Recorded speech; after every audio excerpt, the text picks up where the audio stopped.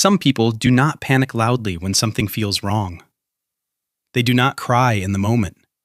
They do not yell. And they do not always explain themselves. They simply go still, with a calm face, a flat voice, and a body that stays in the room while something inside them quietly leaves. From the outside, this can look like maturity, peace, or being strangely unbothered. But sometimes, calm is not actually calm. Sometimes it is shut down, wearing a quiet face. It is a nervous system that learned reacting was not safe. Psychologists call this the freeze response, but the lived experience is simple. It is a pattern many people with hidden childhood trauma carry without ever having the words for it. Here are 7 signs you shut down because childhood taught your body that stillness was safer than expression. The first sign is that your mind goes blank during conflict. Someone asks what you think, and suddenly the answer disappears. You hear the other person speaking, you understand the situation, but your body is no longer focused on communicating. It is focused on surviving the moment. Later, when you are in the shower or lying in bed, the words finally come back. You know exactly what you should have said. But during the conflict, your nervous system did not choose clarity. It chose stillness. If childhood conflict led to yelling or punishment, your body learned that speaking made things worse. The second sign is that you look calm when you are actually overwhelmed.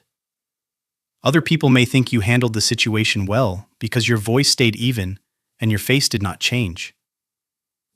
They may admire how unaffected you seemed. But inside, there was no real peace.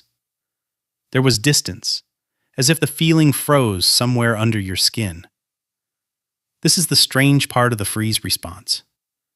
It makes a person look regulated when they are actually disconnected. The third sign is that you cannot tell what you want when someone asks. A simple question feels strangely difficult. Where do you want to eat? What do you want to do? Your mind searches for an answer, but nothing clear appears. So you answer with whatever sounds easiest. I do not mind. Whatever you want. People call this being flexible, but it is a blocked signal. A child who was punished or mocked for having needs stops checking for desire. The adult learns to go blank before wanting becomes visible. The fourth sign is that your emotions arrive late. Someone hurts you or crosses a line, and your body does not react right away. You keep functioning and may even smile because the feeling has not reached the surface yet. Then later, when you are alone, the emotion finally arrives. This delayed emotion is not weakness. It is your nervous system waiting until it feels safe enough to process what happened. The fifth sign is that you disappear into scrolling, sleeping, or zoning out. You may tell yourself you are just tired, lazy, or distracted. But sometimes the body is not avoiding work, it is avoiding activation. A task or a conversation carries more threat than it seems, so your system slips sideways. Freeze is not the same as laziness. Laziness feels like not caring, while freeze often feels like caring too much while being unable to move. The sixth sign is that your anger feels far away. You know logically that something was unfair, but inside your own body, anger does not feel available. It feels locked behind glass. This happens when anger was not safe in childhood. You may forgive too early and minimize too quickly, before your body even has permission to disagree. The seventh sign is that isolation feels like the only way to come back to yourself. After a normal conversation or a workday, you may need to disappear.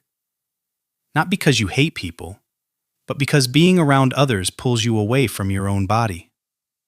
When your system spends hours staying still and agreeable, isolation becomes the first place you can feel yourself again. That quiet can feel like oxygen, but it can also become lonely. The freeze response can look like calmness, maturity, or low drama. But real calm has presence inside it, while shutdown has absence. Real calm lets you feel and choose, while shutdown makes you vanish until the moment passes. You are not broken for freezing. A body freezes when movement once felt unsafe, and when the room taught a child that silence was protection. Before judging yourself for going blank, remember the child after dinner.